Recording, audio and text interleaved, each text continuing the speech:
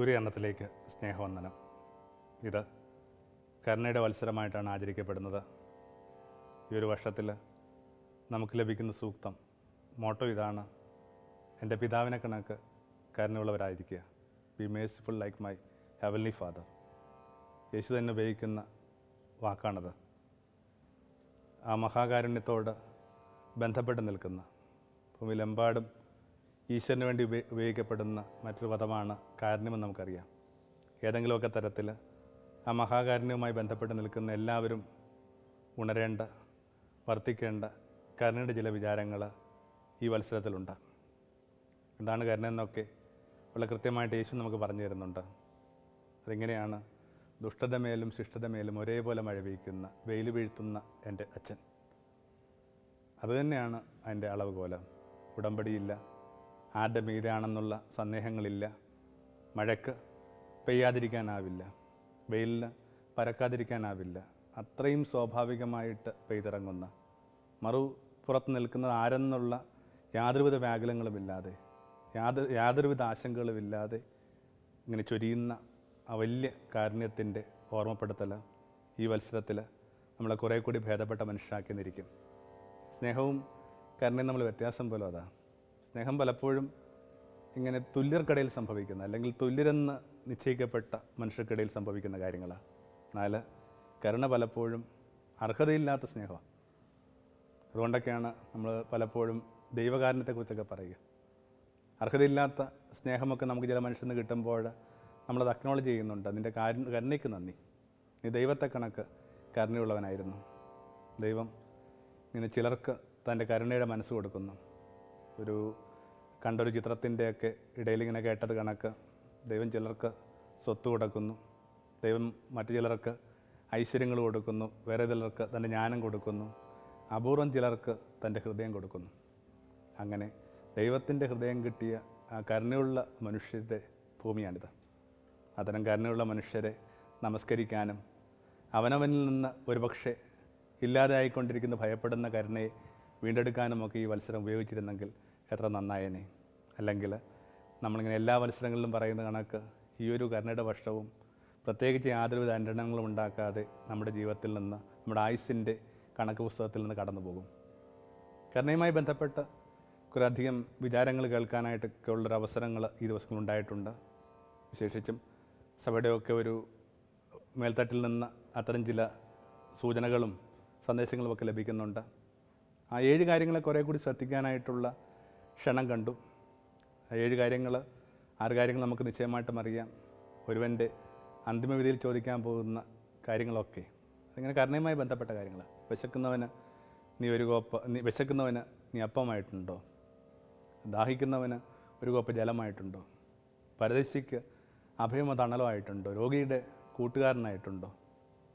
അല്ലെങ്കിൽ തടവറയിൽപ്പെട്ടവൻ്റെ അടുക്കൽ പോയിട്ടുണ്ടോ? നഗ്നനെ ഉടുപ്പിച്ചിട്ടുണ്ടോ? എൻ്റെ കൂടെ ഒരു കാര്യം കൂടി ശ്രദ്ധിക്കേണ്ടതാണെന്ന് നമുക്ക് ലഭിക്കുന്ന നിർദ്ദേശങ്ങൾ ലഭിക്കുന്നുണ്ട്. ഈ മരിച്ചവരെ ഇങ്ങനെ അടക്കുക, സംസ്കരിക്കുക എന്നൊക്കെ പറയുന്നു. നമ്മുടെ കണക്ക് കാര്യമായ പ്രതിസന്ധികളോ പ്രശ്നങ്ങളോ ഇല്ലാതെ നാടിനകത്ത് മരിച്ചവരുടെ സംസ്കാരം ഏറ്റവും ഭംഗിയായിട്ടാണ് നടക്കുന്നത്. പക്ഷെ അവിടെ ഇവിടെയൊക്കെ ആയിട്ട് പ്രത്യേക സാഹചര്യങ്ങളിൽ കൊല്ലപ്പെടുകയും ഇങ്ങനെ ഏതെങ്കിലുമൊക്കെ ദുരന്തങ്ങളിൽ പെട്ടുപോവുകയും ഒക്കെ ചെയ്ത മനുഷ്യരെ എത്ര കുലീനമായിട്ടാണ് അവരുടെ മടങ്ങിപ്പോക്കെന്നൊക്കെ ഉള്ളത് ചിന്തിക്കേണ്ട കാലം കൂടിയായത്. അപ്പോൾ ആ ഒരു 7 കാര്യങ്ങൾ, 6 കാര്യങ്ങൾ സുവിശേഷത്തിനകത്തുണ്ട്. ഈ 7ാമത്തെ കാര്യം സുവിശേഷത്തിലുണ്ടെന്ന് തന്നെയൊക്കെയാണ് ആ പഠനങ്ങൾ പറയുക. പിന്നീട് എപ്പോഴോ അതിനകത്തുനിന്ന് ഏതൊക്കെയോ ടെക്സ്റ്റുകൾ മാറ്റി എഴുതിയപ്പോൾ മാഞ്ഞുപോയെന്നൊക്കെ സെൻറ്റ് ജെറോമുള്ള ഉൾപ്പെടെയുള്ളവർ നിരീക്ഷിക്കുന്നുണ്ട്.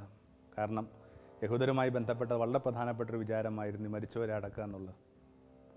ക്വസ്റ്റ്യൻ പേപ്പർ പുറത്തായിട്ട് തോറ്റുപോകുന്ന ഭൂമിയിലെ ഏറ്റവും മോശപ്പെട്ട കുട്ടികൾ നസ്രാണികളാണെന്നൊക്കെ ഒരു നിരീക്ഷണമുണ്ട്.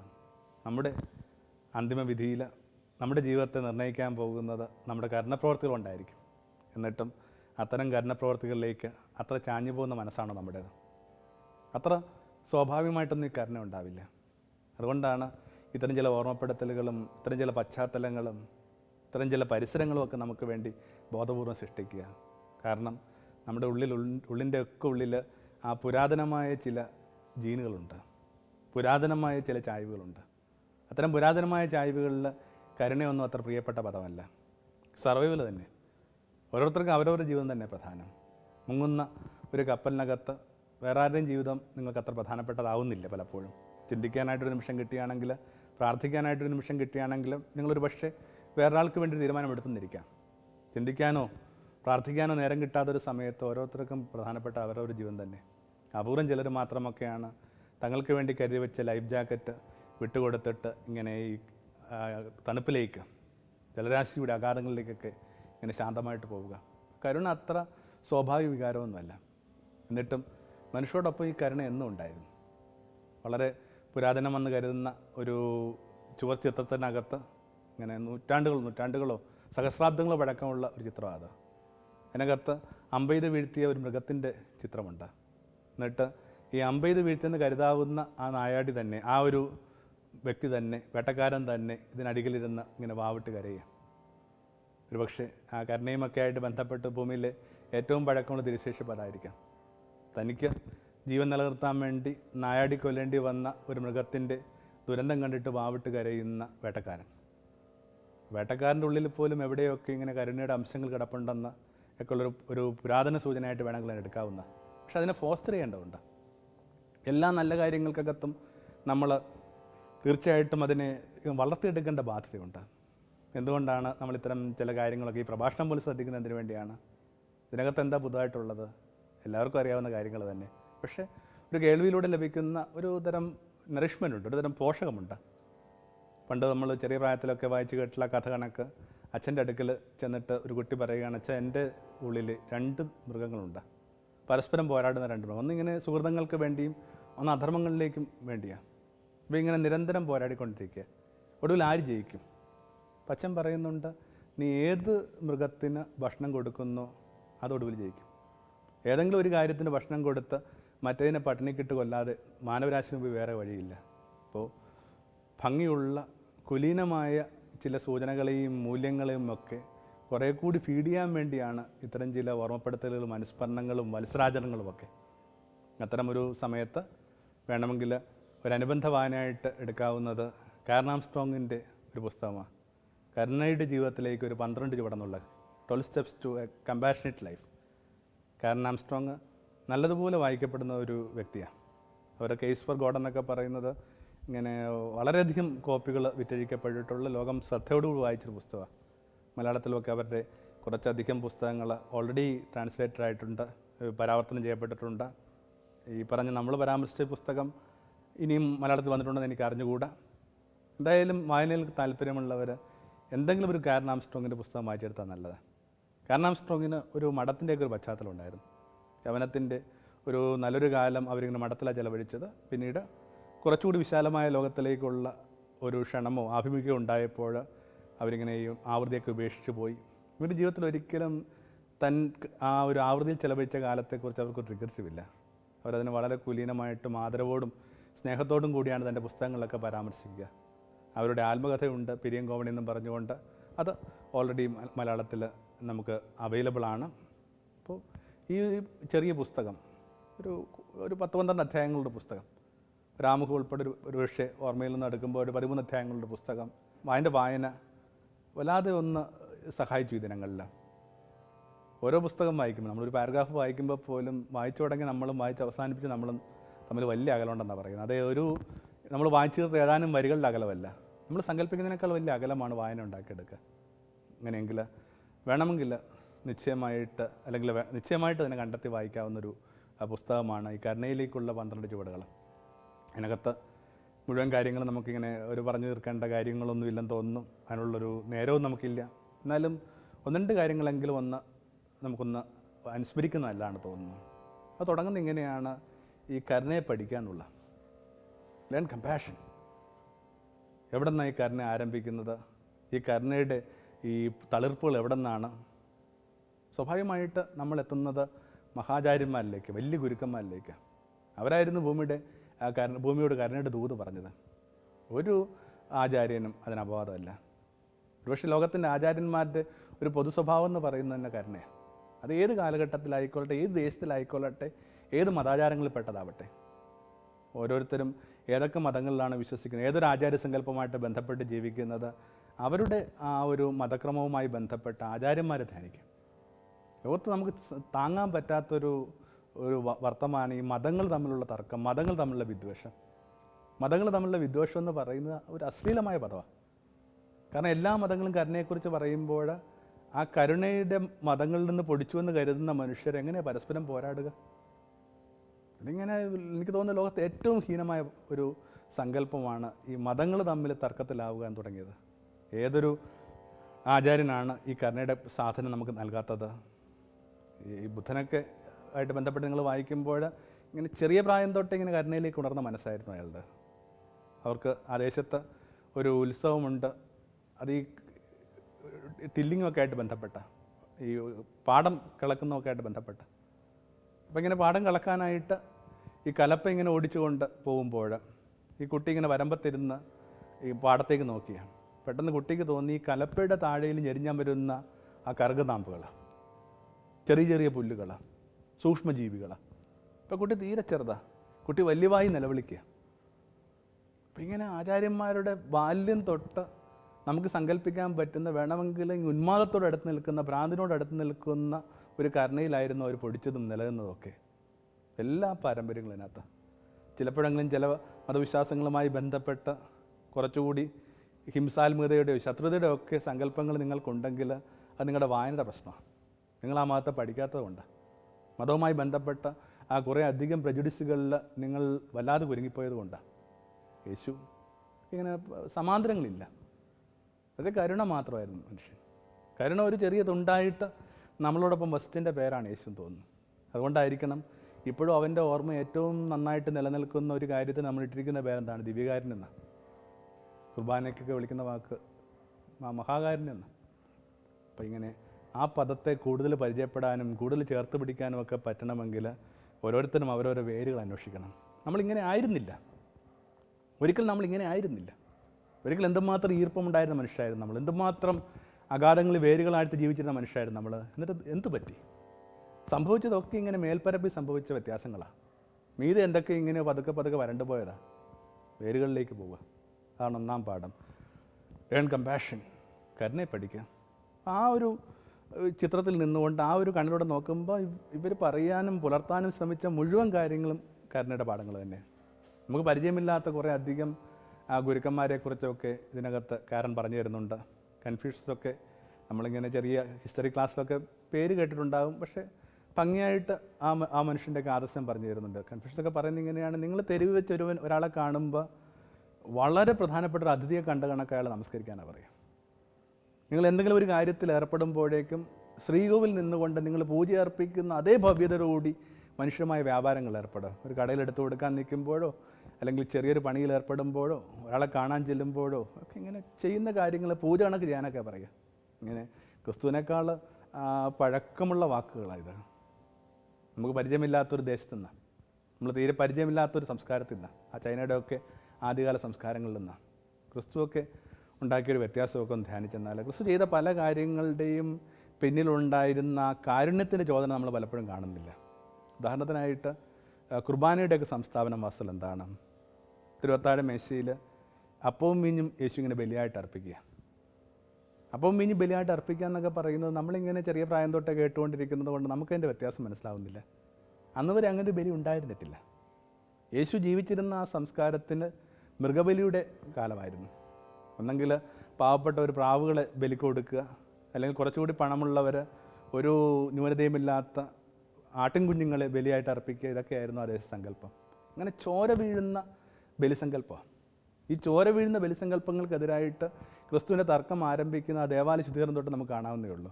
അവനിങ്ങനെ മൃഗങ്ങളെയും പ്രാവുകളെയൊക്കെ വിറ്റിരുന്നവരുടെ മേശകൾ തട്ടിമറിച്ചതായിട്ട് നമ്മൾ വായിച്ച് കേൾക്കുന്നുണ്ട്. അവിടം തൊട്ട് ആ ജീവജാലങ്ങളോട് പുലർത്തുന്ന ഈ ക്രൂരതയ്ക്കെതിരായിട്ടുള്ള യേശുവിൻ്റെ അതൃപ്തി ഇങ്ങനെ മറന്നേക്ക് വരിക. അത് അതിൻ്റെ ഏറ്റവും ഫൈൻ സ്റ്റാറ്റസിൽ നമ്മൾ കാണുന്നത് തിരുവത്താഴ മേശയിലാണ്. ഇനി മുതൽ ചോര വീഴ്ത്തേണ്ട കാര്യമില്ല ബലിക്ക് വേണ്ടി. മനുഷ്യർ അവരവരുടെ കൃഷിയിടങ്ങളിൽ നിന്ന് കിട്ടുന്ന ആ മുന്തിരി നീരിൽ നിന്നുണ്ടാക്കിയ വീഞ്ഞും ഒരു ചെറിയ അപ്പക്കഷ്ണം ഉയർത്തി ദൈവത്തെ ഇങ്ങനെ ഓർമ്മിച്ചാൽ മതി. അതുണ്ടാക്കിയ വ്യത്യാസം 12,000 വർഷങ്ങൾക്കപ്പുറത്ത് നിന്നുകൊണ്ട് മൃഗബലിയുടെ ഒന്നും ഒരു പശ്ചാത്തലമില്ലാത്ത ഒരു വർത്തമാനത്തിലിരുന്നു കൊണ്ട് നമ്മളിത് വായിക്കുമ്പോൾ നമുക്കതിൻ്റെ ആ ഒരു മാഗ്നിറ്റ്യൂഡോ ഗ്രാവിറ്റിയോ ഒന്നും പിടുത്തം കിട്ടത്തില്ല. ആ ഒരു സംസ്കാരത്തിൽ നോക്കണം. അപ്പോൾ ഒക്കെ ഇങ്ങനെ കരുണയുടെ ഗാഥകളാണ്. അപ്പോൾ ഒന്നാമത്തെ ചുവട് ഇങ്ങനെയാണ്, ലേൺ കമ്പാഷൻ.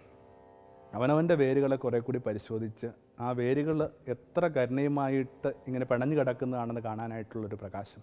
രണ്ടാമതായിട്ട് ആ ചുറ്റിനും നോക്കാനാണ് പറയുന്നത്. പരിസരത്തെ നോക്കുക. കരുണയുടെ നിലപാടുകൾ ആവശ്യമുള്ള വിധത്തിൽ ഒരു വർത്തമാനകാലം അല്ലെങ്കിൽ ഏതൊരു കാലവും നമ്മുടെ കരുണയെ ക്ഷണിക്കുന്നുണ്ട്. അപ്പം അതിന് പറ്റുന്ന ഒരു മാനസിക സ്വസ്ഥത നമ്മൾ കൊടുക്കുന്നില്ല. നിങ്ങൾ ശ്രദ്ധിച്ചാൽ നിങ്ങൾക്ക് മനസ്സിലാകും, എല്ലാ ഗുരുക്കന്മാരും ഇങ്ങനെ അവരുടെ കരുണയുടെ കാണ്ഡങ്ങൾ ആരംഭിക്കുന്നതിനേക്കാൾ മുമ്പേ കുറച്ച് കാലം ചെലവഴിച്ചു. ലോകത്തെക്കുറിച്ച് ധ്യാനിക്കാൻ വേണ്ടിയാണ്. ബുദ്ധ മരച്ചുവട്ടിലിരിക്കുന്ന കാണാം. യേശു 40 ദിവസം മരുഭൂമിയിൽ പോയത് എന്തിനാണ്? ലോകത്തെക്കുറിച്ച് ധ്യാനിക്കുക, ലോകത്തെ കാണാൻ വേണ്ടിയാണ്. മരുഭൂമിയിൽ നിന്ന് നോക്കുമ്പോൾ അല്ലെങ്കിൽ മലമുകളിൽ നിന്ന് നോക്കുമ്പോഴൊക്കെ ലോകം കുറേ കൂടി കൃത്യതയോടുകൂടി ഒബ്ജക്റ്റിവിറ്റിയോടുകൂടി വസ്തുനിഷ്ഠമൊക്കെ ആയിട്ട് കാണാൻ അവർക്ക് പറ്റിയിട്ടുണ്ട്. അപ്പോൾ ലോകത്തെ കാണുക എന്നുള്ളതാണ് ഈ കരുണയുമായി ബന്ധപ്പെട്ട് കാരൻ വെച്ച് നീട്ടുന്ന ഒരു രണ്ടാം പാഠം. പലരും ലോകത്തെ കാണുന്നില്ല. നമ്മൾ വെറുതെ ഒന്ന് ചുറ്റും നോക്കിയാൽ മതി, ഒരു വെയിറ്റിംഗ് ഷെഡിൽ തന്നെ ഇരിക്കുന്ന നോക്കിയാൽ മതി. മിക്കവാറും എന്ത് ചെയ്യുന്നുണ്ട്, കുട്ടികളിങ്ങനെ അവരുടെ കയ്യിലിരിക്കുന്ന ഫോണിങ്ങനെ സ്ക്രോൾ ചെയ്തുകൊണ്ടിരിക്കും. ഒരു ഇപ്പോൾ ചിലപ്പോൾ നമുക്ക് ചിരി വരുന്ന വിധത്തിൽ ഇങ്ങനെ എല്ലാവരും അവരവരുടെ ഫോണിനകത്ത്. ഫോണൊന്നും മോശപ്പെട്ട കാര്യമെന്നോ ഇതൊന്നും കുഴപ്പമുള്ള കാര്യമൊന്നും അർത്ഥത്തില്ല. പക്ഷേ ഇങ്ങനെ കുനിഞ്ഞിരിക്കുമ്പോൾ ലോകത്തെ കാണുന്നില്ല. ആടിനെക്കുറിച്ചൊക്കെ ഈ അറബികളൊക്കെ പറയുന്ന കണക്കാണ്, ആടൊരിക്കലും തൻ്റെ ആകാശം കാണുന്നില്ല. കാരണം അതെപ്പോഴും ഇങ്ങനെ പുല്ലിനെ മാത്രം ശ്രദ്ധിച്ചുകൊണ്ട് നടക്കുക. ആകപ്പാട് അതിൻ്റെ ആകാശം കാണുന്നത് കശാപ്പിശാലയിൽ ഇങ്ങനെ മീതെ വെക്കുമ്പോഴാണ്. തലയിങ്ങനെ വെട്ടി വെക്കുമ്പോൾ മാത്രം ആകാശം കാണും. കാര്യം ഇതൊക്കെ കണക്ക് ആ മനുഷ്യനും പലപ്പോഴും അവൻ്റെ ആകാശമോ പരിസരമോ ഒന്നും കാണുന്നില്ല. അവനിങ്ങനെ ആ ചെറിയ കാര്യങ്ങൾ നോക്കി നോക്കി നോക്കി നടക്കുക. അതുകൊണ്ട് തന്നെ അവൻ്റെ ഏറ്റവും പെറ്റിയായ സങ്കടങ്ങൾക്കകത്ത് അവൻ പെട്ടുപോവുകയാണ്. താൻ അയച്ചൊരു സന്ദേശത്തിന് മറുപടി വന്നില്ല, തൻ്റെ ഫോൺ സമയത്തെടുത്തില്ല. ഇങ്ങനെ വർത്തമാനത്തിലെ പ്രശ്നങ്ങളെന്നൊക്കെ പറയുന്നത് നമുക്ക് സങ്കല്പിക്കാവുന്നതിനേക്കാൾ ചെറുതാണ്. ഇതിനൊക്കെ ഒരു പ്രശ്നമേ ഉള്ളൂ, അല്ലെങ്കിൽ ഇതൊക്കെ ഒരൊറ്റ കാര്യത്തിൻ്റെ അടയാളമാണ്. നമ്മൾ നമ്മുടെ ജാലകങ്ങൾ തുറന്നിട്ടില്ല. ഭൂമിയുടെ ദുഃഖങ്ങളോ ദുരിതങ്ങളോ നമ്മൾ കണ്ടിട്ടില്ല. നമ്മൾ കുഞ്ഞുങ്ങളെപ്പോലും വളർത്തിയെടുക്കുന്നത് ഈ ഭൂമിയുടെ ദുഃഖങ്ങളോ ദുരിതങ്ങളോ കാണാതെ. സച്ചിദാനന്ദൻ്റെ കവിത പറയുന്ന കണക്ക്, ക്ഷേത്രനടയിൽ നിന്ന് അമ്മയും മോളും കൂടി പുറത്തേക്ക് വരുമ്പോൾ പെട്ടെന്ന് അച്ഛൻ അമ്മയെടുത്ത് പറയുകയാണ്, ആ കുഞ്ഞിൻ്റെ കണ്ണ് പൊത്താം. എതിരെ വരുന്ന എന്താണ്? എതിരെ വരുന്ന രോഗം, എതിരെ വരുന്ന മരണം, എതിരെ വരുന്ന വാർദ്ധക്യം, ഇതൊന്നും കാണാതെ കുഞ്ഞുങ്ങളെ വളർത്തിയ. അപ്പോൾ കുറച്ചുകൂടി ഭംഗിയായിട്ട് ലോകത്തെ കാണുക. ലോകത്തെ കണ്ട മനുഷ്യർക്ക് തങ്ങളുടെ സുരക്ഷിതത്വങ്ങളെ വിട്ടിട്ട് പോകാതിരിക്കാൻ തരമില്ല. ബുദ്ധൻ്റെയൊക്കെ കഥ ആർക്കാണ് അറിയാത്തത്? ലോകം കാണാതെ വളർത്തിയ കുട്ടിയാണ്. പക്ഷെ ഒരു ദിവസം ഇങ്ങനെ ദൈവങ്ങൾ വിചാരിക്കുകയാണ്, ഇതിങ്ങനെ ഈ മനുഷ്യൻ തൻ്റേതായ ഒരു മൂഢസ്വർഗത്തിൽ വസിക്കുന്നത് നല്ലതല്ല. അതുകൊണ്ട് ഇങ്ങനെ ദേവാരൂപികൾ തന്നെ, വാനാരൂപികൾ തന്നെ ഇങ്ങനെ വേഷം കെട്ടി വരുന്നതാണെന്ന ബുദ്ധ പാരമ്പര്യം. അവർ ഈ മനുഷ്യൻ്റെ വഴിയിൽ മരണമായും രോഗമായും വാർദ്ധക്യമായും പിന്നെ ഒരു ഭിക്ഷുവായിട്ടൊക്കെ നിൽക്കുക. അത് ഈ മനുഷ്യൻ്റെ ജീവിതത്തെ വല്ലാതെ വിലക്കുക. കുറച്ചുകൂടി വസ്തുനിഷ്ഠമായ ഒരു ലോകവീക്ഷണം വളരെ പ്രധാനപ്പെട്ടതാണ്. അതിൻ്റെ രണ്ടാമത്തെ ചുവടതാ. മൂന്നാമതായിട്ട് ഈ സകലത്തിനോടും കരുണ കാണിക്കേണ്ട മനുഷ്യർക്ക് ഒരു ബേസിക്കായ ലെസൺ ഇനിയും പഠിക്കേണ്ടതുണ്ട്. സ്വയം കരുണ കാട്ടാൻ. Be compassionate yourself. അത് നന്നായിട്ട് കാരൻ പറയാനായിട്ട് ശ്രമിക്കുന്നുണ്ട്. നമ്മളിങ്ങനെ യേശു പഠിപ്പിച്ച ആ പാഠത്തിനകത്തുനിന്ന് ആ ഒരു ഭാഗം നമ്മൾ തീരെ ശ്രദ്ധിക്കുന്നില്ല. എന്താണത്? നീ നിന്നെ സ്നേഹിച്ചതുപോലെ നിൻ്റെ അയൽക്കാരനെ സ്നേഹിക്കുക. നമ്മളിപ്പോഴും പറഞ്ഞുകൊണ്ടിരിക്കുന്നത് അയൽക്കാരനെ സ്നേഹിക്കുകയാണ്. പക്ഷേ അയൽക്കാരനെ സ്നേഹിക്കാനായിട്ട് ക്രിസ്തു വെച്ച് നീട്ടുന്ന ഏകം നമ്മൾ കാണാതെ പോയി. നിന്നെ സ്നേഹിക്കുക, അവനവനോട് കരുണ കാട്ടുക. പലപ്പോഴും അവനവനോട് കരുണ കാട്ടുന്ന എന്തെങ്കിലുമൊക്കെ ഇഷ്ടമുള്ള ഭക്ഷണങ്ങൾ കഴിക്കുകയോ പ്രിയപ്പെട്ട സ്ഥലങ്ങൾ കാണാൻ പോകുന്നൊന്നിങ്ങനെ അവനവനോട് കരുണ കാണിക്കുന്ന അടയാളമൊന്നുമല്ല കേട്ടോ. കാരണം അത് കുറേ കൂടി ഒരു ഡീപ്പറായൊരു സംഭവം. ഇതിനകത്ത് കാരൻ ഒരു യഹൂദ പുരോഹിതനെ പരിചയപ്പെടുത്തുന്നുണ്ട്. തൻ്റെ ജീവിതത്തിൽ കണ്ടിട്ടുള്ളതിൽ വെച്ച് ഏറ്റവും കരുണയുള്ള മനുഷ്യൻ അയാളാണെന്ന് കാരൻ സാക്ഷ്യപ്പെടുത്തുന്നു. അതിന് കാരണമായിട്ട് പറയുന്നത് ഈ നാസി പീഡനത്തിൻ്റെയൊക്കെ ഒരു കാലമാണ്. നാസി പീഡനത്തിൻ്റെയൊക്കെ കാലത്തിനകത്ത് ആൻറ്റിസെമിറ്റിക് വാദങ്ങളും ഈ പറയുന്ന ആരോപണങ്ങളുമൊക്കെ ഇങ്ങനെ കത്തിക്കയറുന്ന കാലമാണ്. ജൂവിനെതിരായിട്ട് ഇങ്ങനെ മനുഷ്യർ ആരോപണങ്ങൾ ബോധപൂർവ്വം ഉന്നയിച്ചുകൊണ്ടിരിക്കുക എന്ന് പറയുന്ന ഒരു സ്ട്രാറ്റജിയായിരുന്നു അക്കാലത്തിൻ്റേത്. അങ്ങനെ ഒരു ദേശത്ത് ബാല്യവും കൗമാരവും ചെലവഴിക്കേണ്ടി വന്ന ഒരാളായിരുന്നു യഹൂദ റാബി. 8 വയസ്സുള്ളപ്പോൾ ഒരു ദിവസം രാത്രി ഈ കുട്ടി ഉറക്കത്തിൽ ഞെട്ടി എണീറ്റിട്ട് പിന്നെ ഉറങ്ങാതെ കിടന്നപ്പോൾ ആലോചിച്ചു, എനിക്ക് ചുറ്റും എൻ്റെ വംശത്തെക്കുറിച്ച് കേൾക്കുന്ന കാര്യങ്ങളല്ല ഞാൻ, എനിക്ക് എൻ്റേതായ ക്വാളിറ്റീസ് ഉണ്ട്.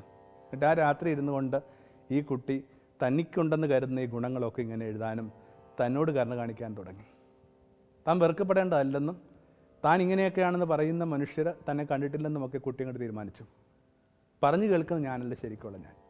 അങ്ങനെ തന്നോട് തന്നെ കരുണ കാണിച്ച ഈ കുട്ടിക്ക് പിന്നീടൊരു തീരുമാനം എടുക്കും, അല്ലെങ്കിൽ ആ കുട്ടി ആ തീരുമാനത്തിലേക്ക് വരികയാണ്, എനിക്ക് എന്തെങ്കിലുമൊക്കെ ചെയ്യാൻ പറ്റുന്നൊരു പ്രായത്തിൽ ഞാൻ ലോകത്തിൻ്റെ നന്മയ്ക്ക് വേണ്ടി എന്നാലാവുന്നതൊക്കെ ചെയ്യും.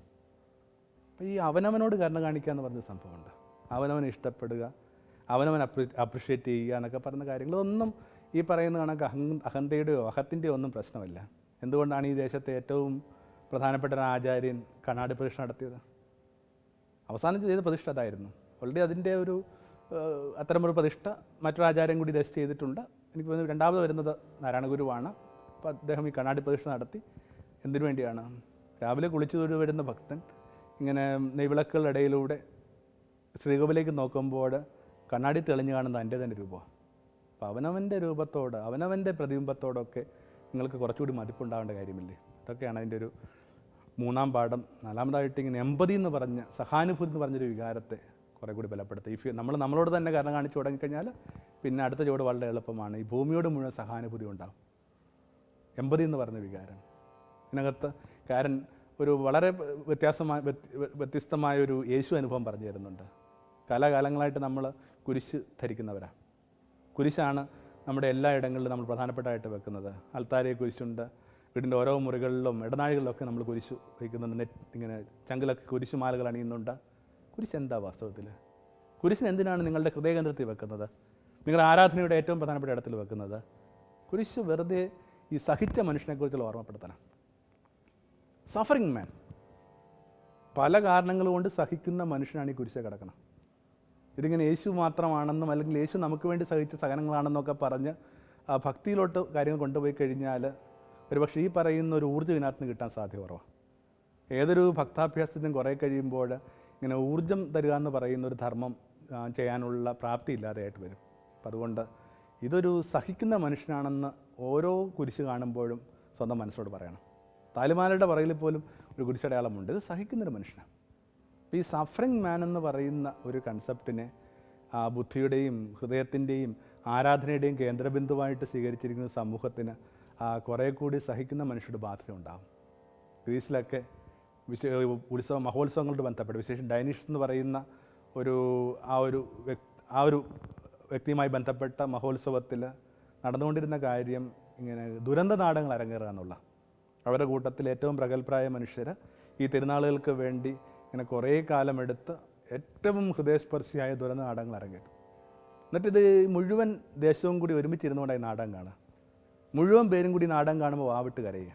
എന്നിട്ട് അവരുടെ കൂട്ടത്തിലുള്ള ഫിലോസഫേഴ്സ് അതിനെ കൃത്യമായിട്ട് വിശദീകരിക്കുന്നുണ്ട്. ഒരുമിച്ച് കരയുന്ന ഒരു സമൂഹത്തിന് ഒരുമിച്ച് നിൽക്കാൻ പറ്റും. ഒരേ ദുഃഖത്തിലാണ്. അത് ചിലപ്പോൾ നമുക്കും തോന്നും. ചിലപ്പോഴൊക്കെ ഇങ്ങനെ കുടക്കിണറിലൊക്കെ പെട്ടുപോയ ഒരു കുട്ടി, ആ കുട്ടിയെ രക്ഷിക്കാനുള്ളൊരു സമയത്തിനകത്ത് ഒരു ദേശത്തിൻ്റെ മുഴുവൻ ആഗണി കൂടി ചേർന്നിട്ട് ഈ പരസ്പരം എമ്പതിയുള്ള മനുഷ്യരാക്കി നമ്മളെ പരാവർത്തനം ചെയ്യിക്കുന്നുണ്ട്. അപ്പോൾ എന്നും ആ സഹിക്കണ മനുഷ്യൻ നെഞ്ചിലുണ്ടാവട്ടെ.